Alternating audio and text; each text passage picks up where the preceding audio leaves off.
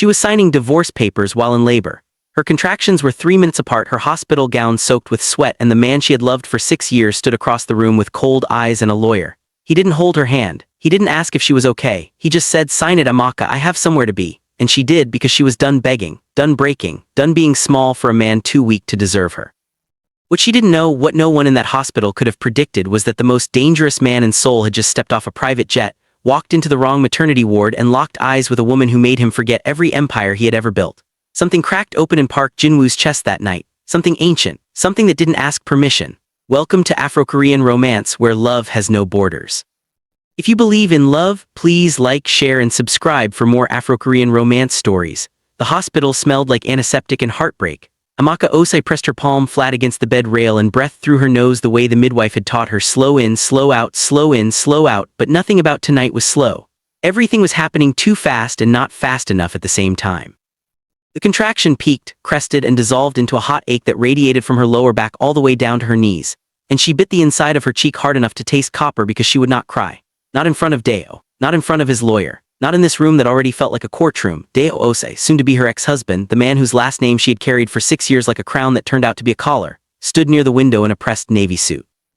He looked good, he always looked good. That had been part of the problem. He was beautiful and hollow, and she had spent the better part of a decade pouring herself into him like water into sand, watching herself disappear, wondering where she had gone.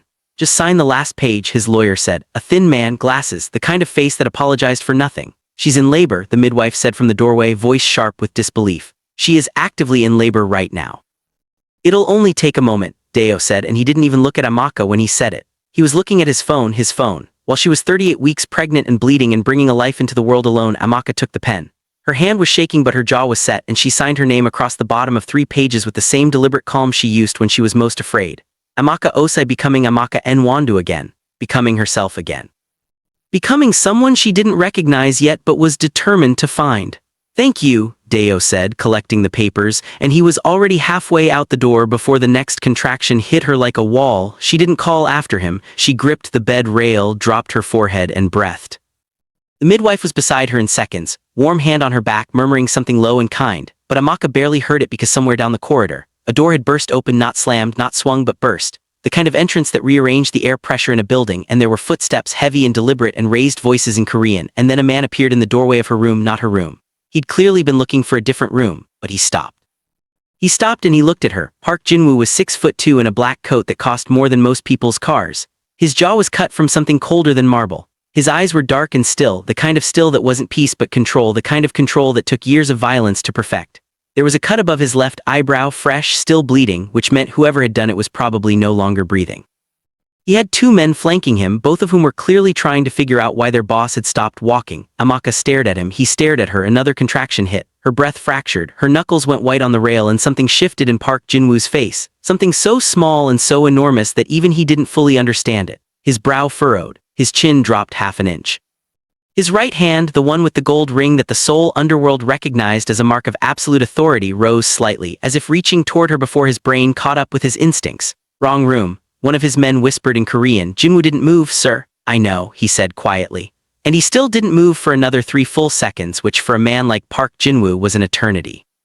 Then the midwife stepped between them with professional authority and said, "Sir, this is a private room." And Jin-woo blinked, took a single step back, and let the door close. But through the small glass panel in the door, Amaka, who absolutely should not have been looking at anything except surviving the next 60 seconds, watched his silhouette remain there for a long moment before it finally moved away. She told herself it was the pain making her imagine things. She told herself a lot of things that night. Her daughter was born at 2:47 in the morning, 7 pounds 4 ounces, with a full head of dark curls and a cry that sounded like an announcement. Like she was already telling the world she had arrived and it had better be ready. The midwife placed her on Amaka's chest, and Amaka, who had held herself together through 6 hours of labor and a divorce and a man who looked at her like she was the only solid thing in a dissolving world, finally broke. She cried into her daughter's head. Soft, wrecked, grateful tears. The kind that come when you've been strong for so long that the moment safety arrives, your body simply lets go. What will you name her? The midwife asked softly. Amaka pressed her lips to the baby's forehead. Zara, she whispered. Her name is Zara. 3 days later she was still in the hospital, not because anything was wrong with Zara, who was perfect and alert and already bossy in ways that made the nurses laugh. Amaka was still there because she had nowhere specific to go. Her sister Kioma was driving in from Abuja and wouldn't arrive until Thursday. The apartment she'd shared with Deo was no longer hers. The life she had planned was no longer hers. She was sitting in the chair beside Zara's bassinet, feeding her when a knock came at the door. She assumed it was the nurse with her discharge paperwork. It was not the nurse. Park Jin-woo stood in the doorway again, and this time he was not bleeding, not flanked by armed men, not wearing a black coat. He was in a gray sweater and dark trousers, hands in his pockets, and he looked almost human, almost approachable, except for the eyes. The eyes were the same, still, deep, watching her with an attention so complete it was almost uncomfortable. "Have the wrong room again," he said in English. His accent was smooth, deliberate, the English of someone who had learned it not in a classroom but in boardrooms and back alleys. Amaka looked at him, then at her daughter, then back at him. "You've been in this hospital for 3 days." A pause. "My associate is recovering from surgery." You visit him by standing in my doorway. Something moved at the corner of his mouth, not quite a smile, the suggestion of one like a word caught before it could be spoken. The rooms looked the same. "They have numbers on the doors." "They do," he agreed, completely unbothered. Zara made a small sound, and Jinwoo's eyes moved to the baby with an expression that cracked him open just slightly, just enough for Amaka to see something unguarded in there, something almost tender, before the control came back down like a curtain. "She's new," he said, 3 days old. Her father, Amaka, met his eyes without flinching. "Not here." Silence that followed was not awkward. It was the kind of silence that held weight, held meaning, held the specific shape of something unsaid. Jinwoo nodded once slowly, like the answer confirmed something he had already suspected and already decided he had opinions about. "Park Jin-woo," he said. "I know who you are," Amaka said, because she did. Everyone in Seoul's international business community knew the name. Park Jin-woo, chairman of Jeonwang Group, rumored head of the most sophisticated crime organization in East Asia. Publicly brilliant, privately terrifying. The kind of man who made governments nervous. He looked slightly surprised, then something in him settled, like a man who had spent his whole life waiting to be seen clearly and had almost stopped expecting it. "And you?" he asked. Amaka Nwandu. She used her maiden name. It still felt new in her mouth, like a language she was relearning. "I'm a financial analyst.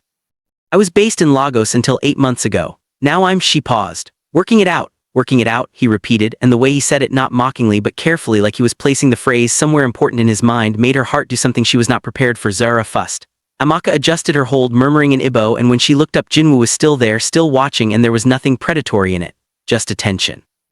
Full, undivided, slightly overwhelming attention. "You should rest," he said. "Fine. You haven't slept. There are shadows under your eyes." She blinked. "You notice my..." She stopped, started again. "You don't know me," he said. "Not yet." And then before she could respond to that impossible sentence, he stepped back from the doorway. "Good night, Amaka Nwandu." He was gone before she remembered how to breathe. She was discharged the following morning.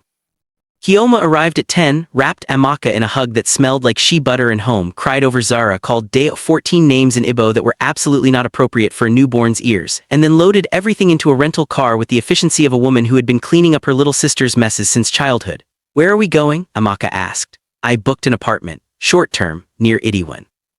Kioma adjusted Zara's car seat with the focused determination of someone who had watched 3 YouTube tutorials. "Furnished, nice building. You're not staying in some sad little place while you figure out your life, Amaka. You're staying somewhere that feels like you deserve good things." Amaka watched the hospital slide past the window. She told herself she was not looking for a gray sweater in the car park. She was absolutely looking for a gray sweater in the car park. She didn't see one. The apartment was beautiful. High ceilings, warm light, a window that looked over a tree-lined street. Kioma had stocked the fridge, set up the bassinet, and printed a weekly schedule that included nap times, feeding logs, and what she called mandatory 30-minute Amaka-as-a-person breaks, which made Amaka laugh for the first time in what felt like months. That first week was survival. Feeding and sleeping and healing and crying in the shower where Zara couldn't hear her. Processing the divorce not as a wound but as an amputation, something removed that had become so infected it was going to kill her if it stayed. She had loved Deo. She had. But love without respect was just longing, wearing love's clothes, and she was done wearing clothes that didn't fit. By the end of the first week, she felt something unfamiliar, quiet, not empty, quiet. Like a room after a storm when the windows are still open and the air is clean and you realize the silence is not absence but possibility. She did not expect to see Park Jin-woo again. But when she walked into the small cafe 2 blocks from her apartment on a Tuesday morning, Zara in the carrier against her chest, one hand wrapped around a menu she was barely reading, and found him already seated at the corner table with a cup of coffee and what appeared to be an extremely serious stack of documents. Her first instinct was that she was hallucinating from sleep deprivation. He looked up, and the expression on his face was not surprise, something more complicated than surprise. Something that looked almost like relief. "You live near here," he said. "Not a question, do you?" she asked. "Have an office nearby." He paused. "I come here most mornings." Amaka looked at Zara, who was asleep against her chest, then back at Jinwoo, then around the cafe, which had approximately 7 other tables and was clearly not the kind of place a man who owned 3 buildings in Gangnam needed to do his paperwork. "There aren't any cafes near your office, none this good." She sat down. She didn't plan to. Her body just decided the way bodies do when they recognize something the brain is still arguing about. She ordered tea and Jin-woo moved his documents slightly to make room on the small table and neither of them said anything for a moment and it was fine. Comfortable even. Which was strange because nothing about Park Jin-woo should have been comfortable. How is she? He asked, nodding towards Zara. Perfect, terrifying, I'm convinced she's already judging me. His mouth did the almost smile thing again. Bobbies are ancient, they remember things. That's either very poetic or very unsettling, he said, and this time it was a real smile, brief, rare, devastating, and Amaka felt it land somewhere in her sternum and stay there. She told herself it was hormones, postpartum hormones. She had read about this. She was not going to develop feelings for a man who was probably responsible for at least 17 felonies. Zara woke up, looked at Jin-woo with the grave, unblinking focus of a very new human encountering something it was still classifying, and then reached one tiny fist toward him. Jin-woo went very still. Then, with a carefulness so deliberate it looked almost reverent, he extended one finger. Zara grabbed it, held on. And Park Jin-woo, feared chairman, alleged criminal overlord, man who had made grown men weep with a single glance, looked at that tiny hand wrapped around his finger and something in his face came completely undone. Amaka watched it happen and felt the ground shift under her. It became a morning ritual without either of them nomming it. Tuesday, then Thursday, then Monday, then almost every day. Amaka would arrive with Zara. Jin-woo would already be there or arrive within minutes, and they would sit across from each other while the cafe filled and emptied around them, talking about everything and nothing. He told her about growing up in Busan, about his father's fishing business that he'd turned into something his father wouldn't recognize and probably wouldn't approve of. She told him about Lagos, about her mother's kitchen, about the way she studied finance because numbers made sense when people didn't. He listened the way very few people listened, not waiting for his turn to speak, but actually receiving what she said, filing it, responding to the specific thing she had meant rather than the thing she had simply said. He also, she noticed, had an excellent poker face with everyone except her. With her, something in his expression moved constantly, interest, amusement, something sharper when she mentioned Deo, something almost painful when she talked about the night Zara was born and how alone she had felt. You weren't alone, he said one morning very quietly. She looked up. What? He wrapped both hands around his coffee cup and held her gaze steadily. I was outside your room for an hour that night before I left the hospital. The cafe noise softened to white. Why? I didn't know, he said simply. I just knew I didn't want to leave until I was sure you were. He stopped, started again. Until I was sure someone was with you. Amaka's throat tight. The midwife was with me. I know, his jaw tensed slightly, but a midwife is paid to be there. I wanted someone to be there because they chose to be. Silence after that was not quiet at all. It was loud with things neither of them had said yet. She looked down at Zara and the carrier. Jin-woo, mm. What are we doing? He considered this with the same seriousness he apparently brought to everything. Having coffee, he said finally. Every morning because I find that I cannot seem to find a reason not to. Amaka exhaled slowly. That's not an answer, it's an honest one. Later that week she got a call from her former employer in Lagos. Her position had been filled. The contract she'd been on secondment from was terminated. She was as of Friday unemployed in a foreign country, with a newborn, no husband and dwindling savings. She sat with it for a day. Just sat with it, the way she had learned to sit with difficult things, not fighting them, not collapsing under them, just letting them be real long enough to figure out what to do with them. Then she opened her laptop, updated her resume and began sending applications. She didn't tell Jin-woo. She should have known he would find out anyway. I heard you're looking for work. It was the following Tuesday. He said it as soon as she sat down with the calm of someone reporting weather. Amaka's hands stilled on her teacup. How did you? She stopped. Of course the man had people. Are you having me watched? No. A pause. My assistant mentioned it. Your assistant knows me. My assistant knows everything that happens in a 3-block radius of this building. He said it without apology. It's a security measure. Who, you or everyone else? Both. He set down his coffee. I have an opening, senior financial analyst, Jianweng Group's International Acquisitions Division. Amaka stared at him. No, the salary is. I don't care what the salary is.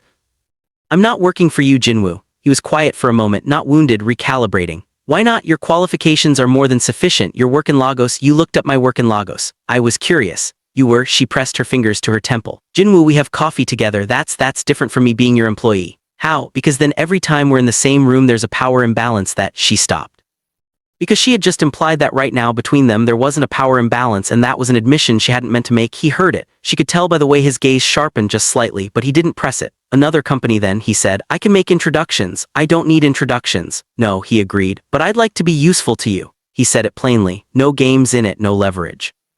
Just the bare sentence, offered like something he'd been holding and had decided to put down. You are doing something difficult completely alone and you won't ask for help, and it is. He paused again. I find it difficult to watch. Amaka's chest ached. Not alone, she said, but it came out softer than she intended. Kioma is here, until next week, he said, when she goes back to Abuja. She hadn't told him that either. She pressed her lips together. You're infuriating. I'm informed, he corrected. And the almost smile was back, and she hated how much she wanted to see it become a real one. She let him make 2 introductions, not to his company, to 2 others, a mid-size investment firm and a Korean Nigerian trade consulting group that was, she had to admit, a nearly perfect fit. She sent her CV, interviewed within the week, and had 2 offers by Friday. She chose the consulting group. Better hours, more flexibility for Zara, and the work actually mattered to her. She texted Jin with the news. He called her 30 seconds later. "Congratulations," he said, and the warmth in his voice was so unguarded that she had to look away from her own reflection in the window. "Thank you," she said. "For the introduction, you didn't have to. I wanted to. A beat. Celebrate with me. Dinner tomorrow." Her heart lurched. "Dinner is different from coffee," he said. "It is." Another beat longer. "Okay," she said. Dinner was at a place so quietly elegant that it had no sign on the door and apparently took bookings 3 months in advance, except that Park Jin-woo's name opened doors that didn't officially exist. Amaka wore the green dress Kyoma had insisted she pack because you never know. And when Jin-woo saw her walk through the entrance, he stopped mid-sentence to whoever he'd been speaking to on his phone and simply ended the call. He looked at her the way she had always wanted to be looked at. Not assessed, not evaluated, seen.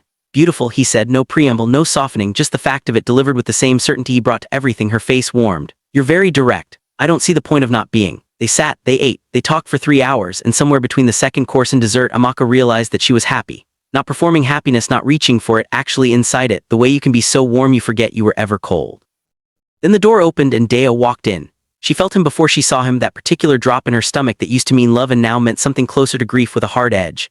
He came in with a woman on his arm, elegant and laughing at something he'd said, and he scanned the room the way confident men do in expensive restaurants, and his eyes landed on Amaka. The surprise on his face lasted only a second before something uglier moved in. Recognition. Recalculation. His gaze moved to Jin-woo, took in the table, the setting, Jin-woo's hand resting close to Amaka's on the white cloth. His jaw tightened. Amaka kept her face neutral. Jin-woo had already turned, slow and deliberate, to look at the man who had just entered. He said nothing. His face said nothing.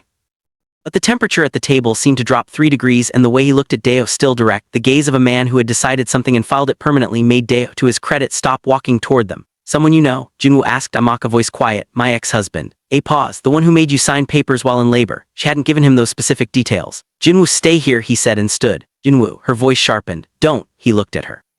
And something in his expression shifted, deference, which was not something she imagined Park Jin-woo practiced often. He sat back down slowly without taking his eyes off her. "Tell me what you want." What she wanted was to not be seen. What she wanted was to not feel small in this room the way Deo had always made her feel small. What she wanted was, she looked at Jin-woo, really looked at him.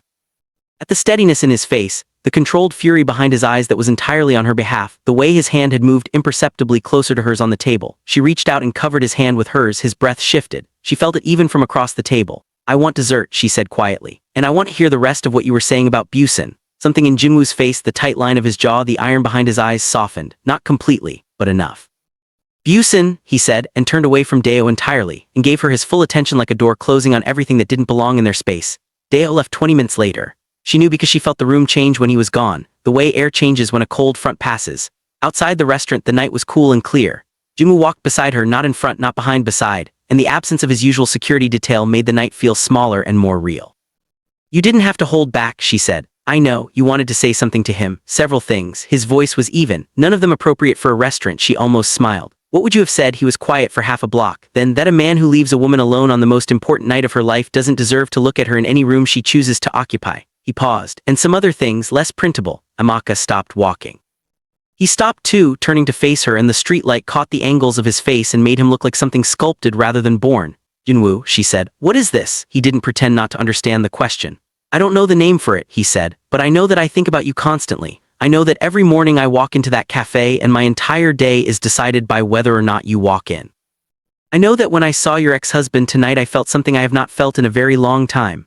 "What did you feel?" His jaw moved. "Territorial," he said, and the honesty of it was almost shocking, a man like this saying something that vulnerable with his whole chest. "Which I have no right to feel. You're not mine." She looked at him for a long moment. "Not yet," she said, and she watched his whole face change. He walked her home. They didn't speak much on the way. The words had already done the heavy lifting, and what remained between them now was the particular charged quiet of two people who have said something true and are still absorbing the aftermath. At her building door, Jin-woo stopped and looked at her the way he always looked at her, except that now it wasn't restrained. It was open, deliberate. "May I see you tomorrow?" he asked. "We see each other most mornings," she said. "I mean differently from mornings." His gaze held steady. As what this is becoming, not pretending it's only coffee, she nodded once. Yes, he didn't reach for her, he didn't close the distance. He simply breathed in, breathed out and said, "Good night, Amaka," in a voice so low and so private it felt like something he'd never said to anyone else. She went upstairs, stood in the middle of her kitchen for 60 seconds, then sat down on the floor because her legs had stopped cooperating. Kioma, coming out of the bedroom with Zara, looked at her sister sitting on the kitchen tiles in a green dress and said, "Oh, something happened." The following weeks rearranged her life so quietly she barely noticed until she looked back and couldn't recognize the woman who had signed those divorce papers. Jin-woo was in her mornings and her evenings and the spaces between. He brought food, not restaurant deliveries, but specific things, like the pepper soup she'd mentioned once in passing that her mother made, which he had somehow sourced from an Igbo restaurant in Mapogu she hadn't known existed. He appeared at her office building one afternoon with an umbrella because he had noticed the weather forecast and known she wouldn't check it. He sat on her living room floor and held Zara for 40 minutes while Amaka slept on the sofa, and when she woke he was still there, Zara asleep on his chest, his expression so unguarded and so tender that she had to turn away to compose herself. He was also, she was learning, genuinely feared.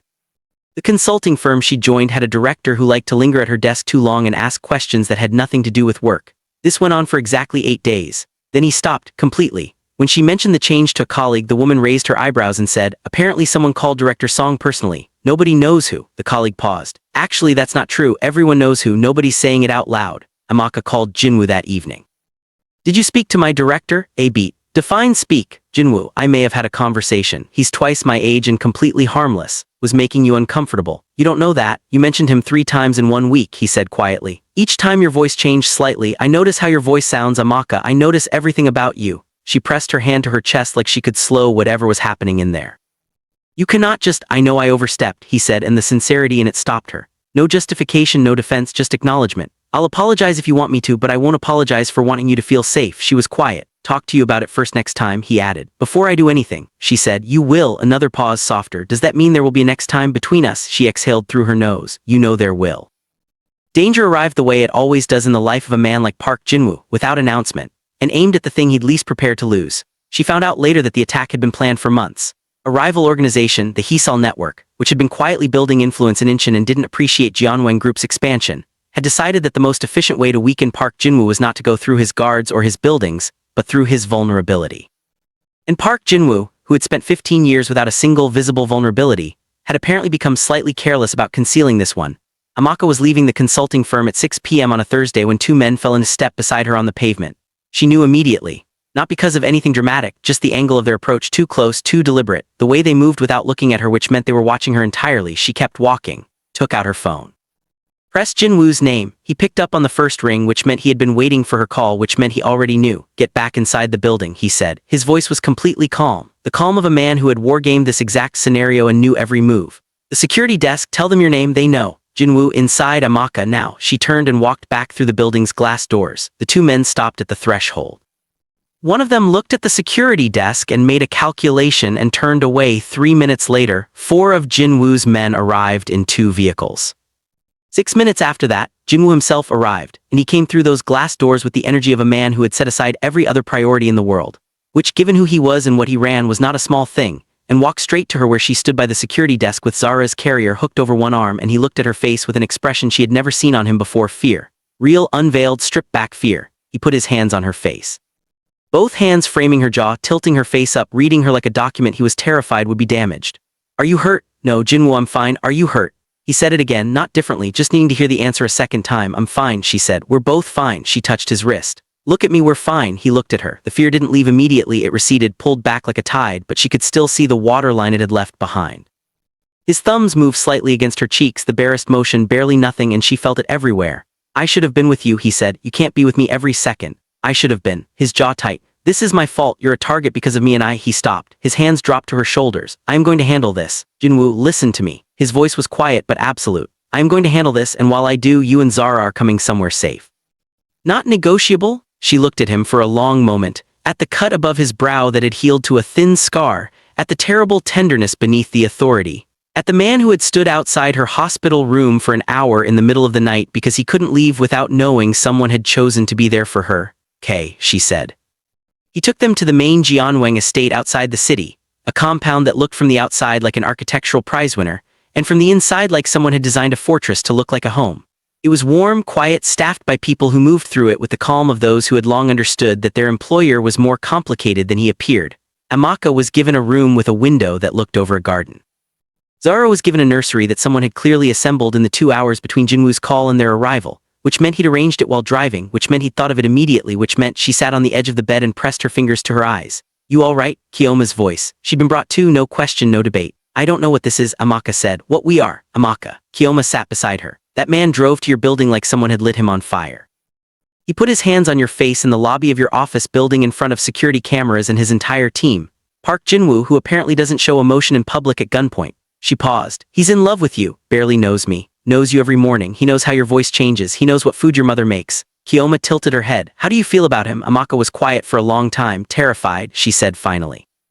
"Because of who he is, because of how much it matters." She looked at her hands. "Deo never made me feel like I mattered like this, and I was married to him for 6 years. Jin-woo looks at me like," she stopped, "like I'm something he'd rearrange the world for, and I'm scared of what I'll do when he stops. If he doesn't stop." 3 days at the compound. Jin-woo was in and out, meetings, calls, whatever arrangements he was making to dismantle the threat from Seoul. He was different in his own space, more contained publicly around his staff, and then suddenly more open the moment it was just him and Amaka, like a code he'd only give her the key to. He cooked for her once, which she did not expect, appearing in the kitchen at 7 a.m. while she was feeding Zara and making juk, Korean rice porridge, with the competent ease of someone who had done it 10,000 times and genuinely liked doing it. "You cook," she said, unable to hide her surprise. "My mother's kitchen," he said. "Same as yours." He nodded toward the bowl he set in front of her. "Eat." She ate. It was perfect. She didn't tell him that. She told him with the way she finished the entire bowl and said nothing else, and he noticed because of course he did, and the almost smile was back, settled and warm. "Tell me about the Seoul situation," she said. He looked at her. "It's handled. Jin-woo, I'm involved. I was almost taken. Don't manage me." He paused for a moment, a man clearly recalibrating his instincts. "They overestimated their position," he said finally. "The 2 individuals who approached you have been identified and removed from circulation." He said it neutrally, which left the specifics to her imagination. "Their leadership made contact last night. Terms have been agreed." "What terms?" "That Jianwang does not pursue further action in exchange for a formal withdrawal from 3 territories and a guarantee." He met her eyes. "No one will approach you again." She studied him. "You traded territories for a guarantee about me?" "That's," she exhaled. "Jin-woo, that's significant. Those territories are, I know what they are. People are going to think you've gone soft. Your rivals will think carefully before becoming my enemies." His voice was completely even. "Because now they know what I'm willing to give up when threatened, which means they'll know what I'm willing to do." She understood him. A man who surrendered territory for a woman was not soft. He was declaring the value of what he was protecting, which was a different and more terrifying message altogether. Her throat was tight. "You can't just, I told you I would handle it." He looked at her steadily. "I handled it." Amaka stood up, walked to the window, pressed her palm flat against the glass and looked at the garden where early light was coming through the trees. She heard him cross the kitchen floor, felt him stop behind her, not touching, not crowding, just close enough that his warmth reached her. "I'm scared," she said quietly. "Not of you, of this, of feeling this much and it going wrong." "I know." His voice was low, right behind her. "Amaka, look at me." She turned. He was closer than she'd realized, and now there was barely a breath of distance between them, and he was looking at her with everything, all of it, all the things he'd been careful with and controlled about, just present and undefended. "I have never in my life," he said, "done anything without calculating the outcome first. I don't act without a plan. I don't invest without knowing the return." A pause. "I have no plan for you. I don't know the outcome. I have nothing to offer you that isn't also complicated and dangerous," and his voice shifted. "I just know that I am not able to be in a world where you're not in it, and I know that I would rather have you afraid of this than not have you at all." Amaka's eyes burned. "That's not fair," she whispered. "No," he agreed. "It's not." She reached up, touched the scar above his brow with 2 fingers, light, careful, the most deliberate touch she'd ever given anyone. He went completely still. His eyes closed for 1 second, just one, like a man absorbing something he'd been waiting for without knowing he was waiting. "Hurt me," she said. "Whatever else you are, whatever this world of yours involves, don't hurt me the way he did." His eyes opened. "I would sooner hurt myself." She believed him. God help her, she believed him completely. What happened next is not something this story will describe in detail, only that the garden was still visible through the window, and the morning light stretched long across the floor, and Zara slept soundly in the nursery down the hall, and the kitchen smelled like rice porridge and something almost like hope. That 2 people who had been carrying very heavy things set them down. That the fear didn't disappear but became smaller than the wanting. That there was closeness and warmth, and the specific safety of being truly seen by someone who had chosen you with full information. The rest belongs only to them. She slipped out before dawn. She told herself she needed air. She told herself she was just going to the garden just for a moment, just to breathe. She got as far as the front gate in a coat over her pajamas, Zara's emergency bag on her shoulder out of habit, before she stopped and admitted the truth to herself. She was running. Not from him, from the enormity of last night. From the fact that she had let herself be loved, really loved, fully loved, with every bruised and complicated part of her present and accounted for, and now she didn't know what to do with that. Dayo had left her on delivery day. Dayo had looked at her pregnant and exhausted and had chosen his lawyer and his clean hands and his elsewhere. And she had learned the way people learn things that scar them, that love could be conditional. That she could be left, so she was going to leave first. Because leaving first didn't hurt the same way. She sat on a stone bench just inside the gate in the gray pre-morning dark and held Zara and tried to talk herself into being sensible. She heard footsteps. Jin-woo came through the garden door in a coat thrown over what he'd been wearing, hair not entirely in order, which was the first time she had ever seen him anything less than immaculate. He had clearly been awoken by security alerts about the gate sensor. He stopped when he saw her, took in the bag on her shoulder. Something moved through his face. Not anger, worse than anger, recognition. The specific pain of a man who understood exactly what was happening and why. Amaka, he said quietly. Not leaving, she said, which was obviously what someone leaving would say, and she could see that he knew it too. He walked to the bench and sat beside her. Not in front of her, not blocking her, beside her like a person sitting with another person, giving her all the space and none of the distance. Tell me, he said, so she told him. All of it, the delivery room, the pen in her shaking hand, the way Dayo had said sign it without looking at her, the way she had learned to leave rooms in her heart that no one else could get into because it was safer in there. The way loving him, Jin-woo, felt like every door opening at once, which was beautiful and also the most terrifying thing she had ever experienced. He listened. All of it without speaking. When she finished, the garden was beginning to lighten around them and Zara was dozing in the carrier and Jin-woo was quiet for a long moment. I'm not him, he said finally. I know that doesn't erase what he did. I know that words are the cheapest currency that exists, and I have said words tonight that he probably also said at some point. He paused. I can't give you certainty, nobody can. What I can give you is this. He turned to face her fully. Every morning, every decision, my full attention, my full protection, my full self, everything I have which is considerable, a small breath, almost a laugh, and everything I am which is complicated, all of it, yours. And I will spend as long as it takes proving it. She looked at him in the early light. Get tired of proving it, she said, testing. She knew she was testing, she couldn't stop. Try me, he said. 2 months later Dayo called. She almost didn't pick up, then answered because ignoring things had never actually made them smaller. He'd heard somehow through the particular grapevine of people who tracked the movements of men like Jin-woo that she was with him. His voice on the phone was complicated. Not cruel, not apologetic either, something in between, which was where Dayo had always lived. Is it true? He asked. Yes, she said, a long pause. Amaka, Dayo, her voice was gentle. She hadn't expected gentleness from herself on this particular call, but there it was. Don't, I made a mistake. You made a choice, she said. There's a difference. She shifted Zara on her hip. She's 2 months old, she's beautiful, she smiles now. A pause. If you want to be her father, her actual father, that's a conversation we can have. With lawyers, with structure, but I am not available to be anything else to you, not conversation, not connection, not a road back to a regret. She paused again. Do you understand? Another silence. And then quietly, he's good to you. She looked through the window at Jin-woo, who was on a call in the living room, one hand in his pocket, completely in command of whatever world-altering conversation he was managing, but who had, she noted, positioned himself so he could see her around the corner. Checking. Always checking without hovering. Yes, she said. He is. Dayo hung up. She held the phone for a moment, then set it down and went back into the living room, and Jin-woo finished his call and looked at her with the question in his eyes without asking it. My past called, she said. I answered, I closed it. She looked at him. It's done. He came to her, wrapped an arm around her and Zara both, and pressed his lips to the top of her head and held them like someone who had been given something irreplaceable and intended to treat it accordingly. The proposal was not what she expected. She had imagined, on the rare occasions she let herself imagine, something grand, something in keeping with who he was, a penthouse perhaps, or a city view, something that cost something. What actually happened was a Saturday morning early. She was on the sofa in his apartment. They had been spending most of their time there, though her own place was still technically hers, eating toast, reading something on her phone, Zara on the play mat doing the specific kind of intense kicking that suggested she was planning something. Jin-woo came out of the kitchen with coffee and sat on the edge of the sofa table across from her, which was not a normal sitting place, and she looked up. He was holding a ring. Simple, elegant. The kind of ring that said, I know who you are rather than look what I can spend. I want to marry you, he said. Not will you, the statement first, the intention. I have thought about how to do this properly for 6 weeks. I considered many scenarios. He looked down at the ring. This is the one I kept returning to, just us, just this. Amaka set her toast down. Zara, she said, and Zara, he agreed. Who I intend to adopt with your permission because she deserves someone who will look for her the way I will always look for you. Someone who will stand outside hospital rooms and cafes and garden gates. The almost smile. Someone who cannot find a reason not to be where she is. Amaka's eyes were burning. I'm difficult, he said. I am complicated and sometimes dangerous, and I live in a world that has sharp edges. I will protect you from most of them. Some of them will find us anyway. I will not pretend otherwise. He looked at her steadily. But I will never, not in a delivery room, not in a crisis, not in any room you have ever needed someone to choose to be in, I will never leave. She crossed the space between them and took the ring from his hand, and then took his hand with both of hers and held it. Yes, she said, obviously yes. His breath came out all at once, and for a moment, just a moment, the control was completely gone and he was just a man undone by relief, by joy, by the specific miracle of being chosen back. He slid the ring on her finger, pressed her hand to his chest, let her feel his heart. Obviously, he said, and finally, it was a full smile, open, unguarded, rare as an eclipse and twice as bright.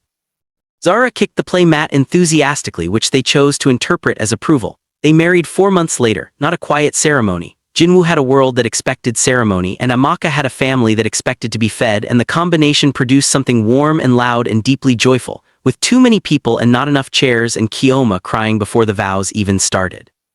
Her mother flew in from Lagos and spent the first 30 minutes of the reception assessing Jin-woo with the comprehensive eye of a woman who had raised daughters and trusted no one, and then spent the rest of the evening following him around to show him pictures on her phone, which was the highest endorsement available. Jin-woo bore it with complete patience and what appeared to be genuine pleasure. At the end of the night, when the hall had thinned and Zara was asleep against Korëån's shoulder, Amaka found her husband standing at the window with a glass in his hand looking out at the city. She went to stand beside him. What are you thinking? She asked. He looked at her. That I stood in a hospital doorway 8 months ago and thought the universe had sent me to the wrong room. A pause. I've reconsidered. She leaned her head against his shoulder. Right room, he said. Right woman, right life. His arm came around her. Everything right. Outside, Seoul glittered and moved and went on being the enormous complicated world it was, full of sharp edges and dangerous people and all the ways things could go wrong. And inside, with her head on the shoulder of a man who had declared her worth more than empires, with her daughter sleeping across the room and her mother laughing loudly somewhere and her sister already planning the next chapter, Amaka felt it again, that quiet. That particular hard one, deeply chosen quiet, not emptiness, fullness, not absence. Arrival 7 months later, she told him she was pregnant. She'd done the test at 6 a.m., sat with it for an hour, made coffee she didn't drink, and then padded into the study where he was already awake and already working because Park Jin-woo was constitutionally incapable of sleeping past 5, and she put the test on the desk in front of him. He looked at it, then he looked at her. Then he pushed back from the desk and stood up and crossed the room in 3 steps and held her face in both hands the way he had in that hospital lobby, except this time there was no fear in his eyes, only something enormous and radiant and completely undone. Amaka, he said, just her name, but the way he said it, like it was the only word he needed, like it contained everything. I know, she said. I know, Jin-woo. He pressed his forehead to hers, and she felt him breathe, one long, slow, disbelieving, grateful breath, and they stood like that in the early morning light of a life they had built from 2 broken things and made whole. Zara was 18 months old and deeply opinionated about everything when her sibling arrived, a boy. Black curls, serious eyes, his father's eyes, and the specific alertness of someone who had arrived and was already taking notes. Jin-woo held him in the delivery room with the same reverence he'd given Zara that morning in the cafe, except now it was his child, and it was completely undone in the most magnificent way. He named him Seoul, a Yoruba name, Amaka's suggestion, meaning this is the Lord's, combined with the Korean name Jun, meaning talented and handsome, which Amaka said was going to give the child an inflated sense of self, and Jin-woo said was simply accurate planning. She laughed, properly, warmly, all the way through. He looked at her laughing and looked at the son in his arms and then reached out and touched her hand, just that connection, and said quietly, thank you. What, for the wrong room, he said. Love, it turns out, does not ask permission. It does not wait for the right time or the safe moment or the absence of complications. It does not refuse to begin because the woman is holding divorce papers or the man has blood on his hands from a world he is slowly remaking. It arrives in hospital doorways at 2 a.m. and in corner cafe tables on ordinary Tuesdays and in stone gardens before dawn and on sofas with toast and a play mat and a ring that says I see you, all of you, and I'm staying. It arrives where it arrives. It stays where it's chosen, and it is enough. It is, against all odds and across all borders, more than enough.